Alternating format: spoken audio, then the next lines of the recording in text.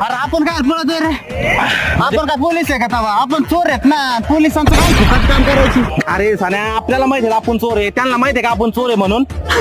आली हे भारी केलं राव. ते काय म्हणत होतं प्रद्युम्न काय भाऊ मा एवढं येत असतं तर आज तू माझा बॉस नसता का?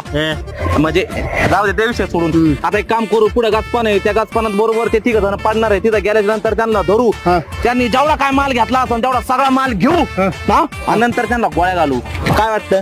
अरे नकली आहे आपल्या बंदुका पण. अरे आपल्याला माहितीये, त्यांना माहितीये का सान्या? काही राव बोलत असतो तू. चल चल.